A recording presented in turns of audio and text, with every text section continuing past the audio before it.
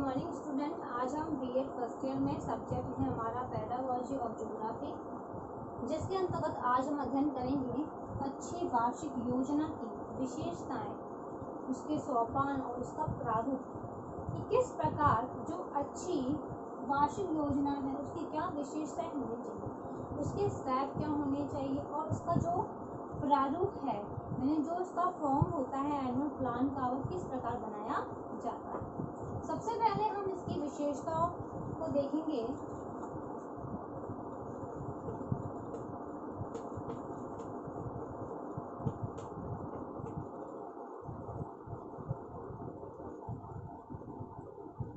विशेषता इसमें पहली विशेषता है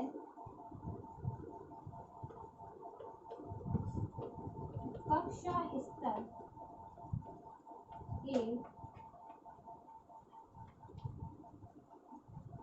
विद्यालय में उपलब्ध संसाधनों को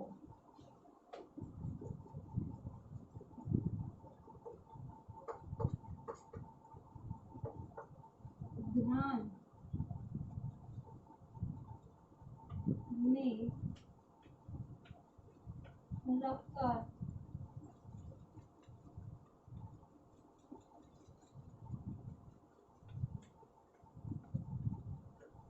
बनाई जाती है। इसमें जो पहली विशेषता है उसमें कहा गया है कि जब भी एनुअल प्लान बनाया जाता है तो उसमें हम सबसे कक्षा का स्तर देखते हैं कि कक्षा कौन से क्लास की हम बना रहे हैं, फिर विद्यालय में कौन से संसाधन है जिसको यूज करते हुए हम बालकों को पढ़ा रहे हैं, किस सामग्री से पढ़ा रहे हैं, उसको ध्यान में रखकर उसको बनाया जाता है। फिर नेक्स्ट है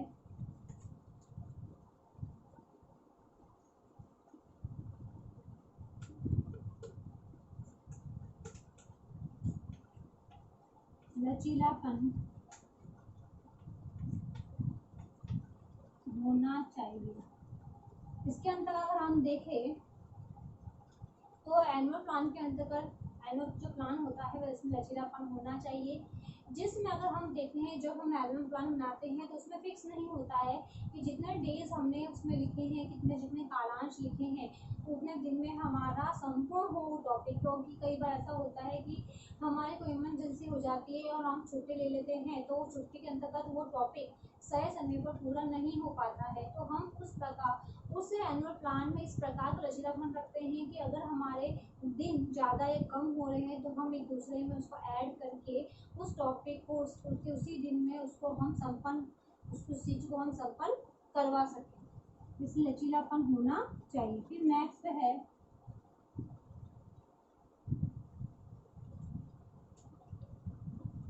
पाठ्य सहगामी क्रियाओं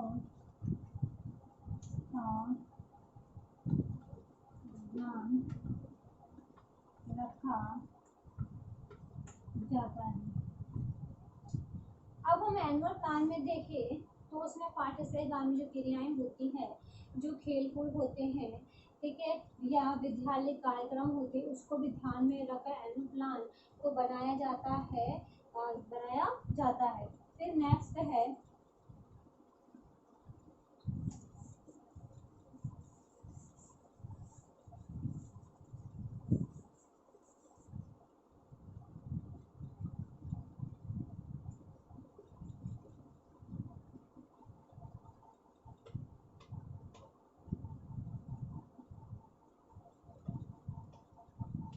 उपचारात्मक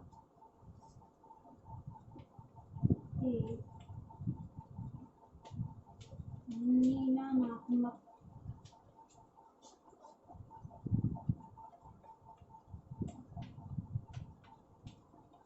शिक्षण की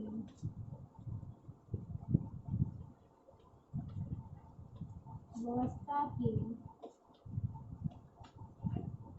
जाती है। अगर हम देखें तो एनुअल प्लान के अंतर्गत उपचारात्मक निदानात्मक शिक्षण की व्यवस्था भी की जाती है, जिसमें किसी बच्चे को कहीं पर प्रॉब्लम आ रही है तो हम उसका समाधान निदान निकाल सके। इस प्रकार एनुअल प्लान में इस प्रकार की सुविधा हम रखते हैं। फिर नेक्स्ट है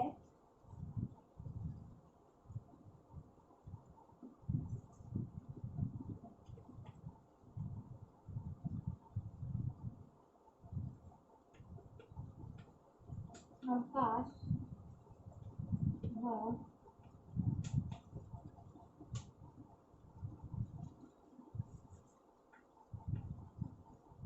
उत्सव की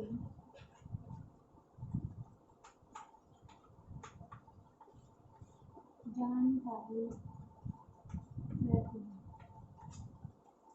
अब हम देखें तो एनुअल प्लान की, जब हम एनुअल प्लान का निर्माण करते हैं तो उसमें कहाँ पर अवकाश आ रहे हैं, कहीं पे कहाँ उत्सव आ रहे हैं, इसकी जानकारी हमें प्राप्त हो जाती है, क्योंकि हम इसमें पूरे वार्षिक के उत्सव और जयंती का हम निकालते हैं कि कब कौन सा अवकाश पड़ रहा है, कितने रविवार आ रहे हैं, जिससे हमें उसकी जानकारी भी इस एनुअल प्लान के माध्यम से पता चल जाती है। अब हम देखते हैं इसके सोपान।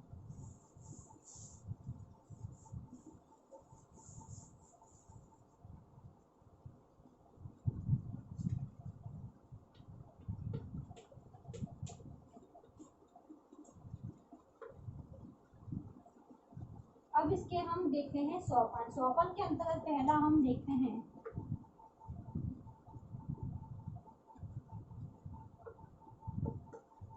कार्य देशों का निर्धारण। अब इस सोपान के अंतर्गत हम प्रत्येक माह में कितने अवकाश आ रहे हैं, कितने उत्सव आ रहे हैं, उन दिनों को छोड़कर हम जो वर्किंग डेज होते हैं उसका निर्धारण इसके अंतर्गत किया जाता है कि हम कितने दिन हम शिक्षण कार्य करवाएंगे। फिर नेक्स्ट है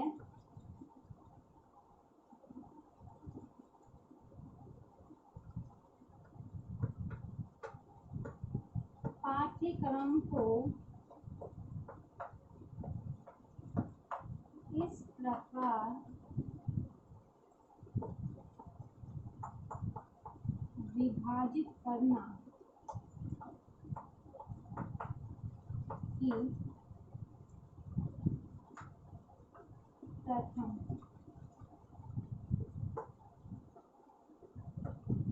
द्वितीय,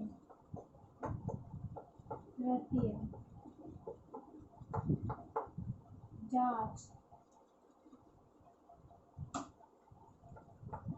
परीक्षा का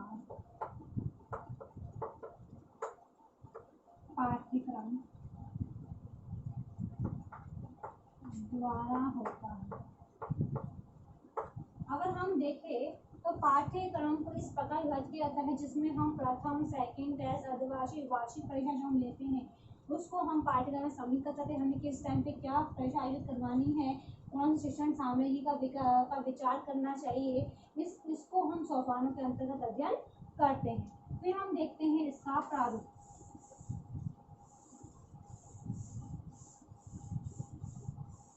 कि जब भी हम एनुअल प्लान बनाते हैं तो उसका प्रारूप किस प्रकार होता है। तो है form of annual plan. Form of annual plan, ठीक है। इसके अंदर हम देखते हैं सबसे पहले हम विद्यालय का नाम कि हम कौन से विद्यालय में या महाविद्यालय में पढ़ा रहे हैं। फिर विषय कि हम कौन से सब्जेक्ट पढ़ा रहे हैं, जैसे कोई टीचर ज्योग्राफी का है, इतिहास का है, पॉलिटिकल साइंस का है, हिंदी का है, तो यहाँ पर विषय लिखेगा। फिर लिखेंगे कक्षा, हम कौन सी कक्षा को पढ़ा रहे हैं, चाहे बीएड हो, एसटीसी हो, उसको लिखेंगे। फिर है सत्र में कुल कार्य दिवस, यानी पूरे सत्र में हमारे कितने वर्किंग डेज हैं, जो जितना वर्किंग डेज मिलेंगे, जब हमको शिक्षण कार्य करवाना है कितने डेज मिलेंगे उसको हम इसके अंतर्गत लिखेंगे। फिर हम लिखते हैं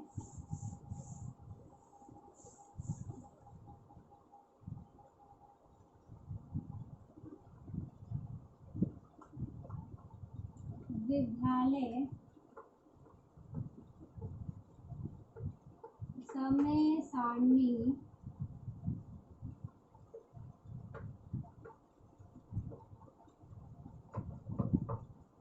के अनुसार विषय हेतु उपलब्ध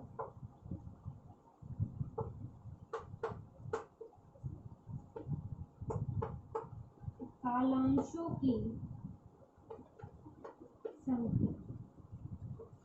अब अगर हम देखें तो नेक्स्ट चरण में हम विद्यालय समय सारणी, सभी विद्यालय के द्वारा जो समय सारणी जो टीचर्स को उपलब्ध कराई जाती है उसमें कितने कालांश हो रहे हैं उसकी संख्या लिखी जाती है।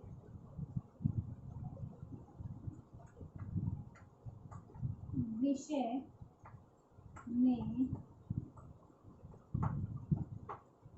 इकाइयों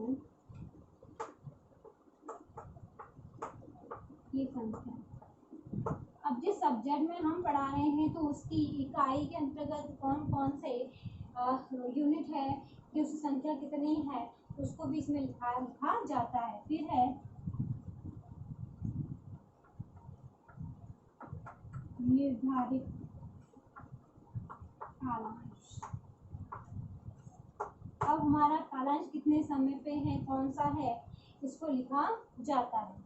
तो ये था इसके प्रारूप। अब इससे संबंधित आज का आपका होमवर्क है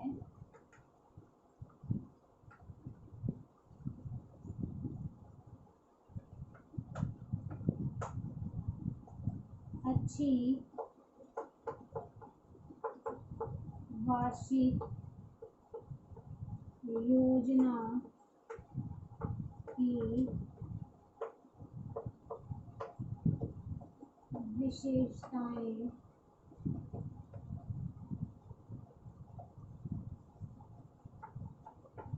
सोपान प्रारूप का वर्णन कीजिए। अच्छी पाठ योजना की विशेषता सोपान उसके प्रारूप का वर्णन कीजिए। क्वेश्चन आपको आपके नोटबुक में उतारना है। अंत में एक विशेष बात, जैसा कि आप सभी को पता है कि देश में कोरोना ऐसी महामारी बहुत फैल रही है, इससे सुरक्षित रहने के लिए मास्क लगाइए, हाथों को सैनिटाइजर करिए। यदि आप बाहर जाते हैं, किसी व्यक्ति के कॉन्टैक्ट में आते हैं तो कम से कम 6 फीट की दूरी बनाए रखिए, जिससे आप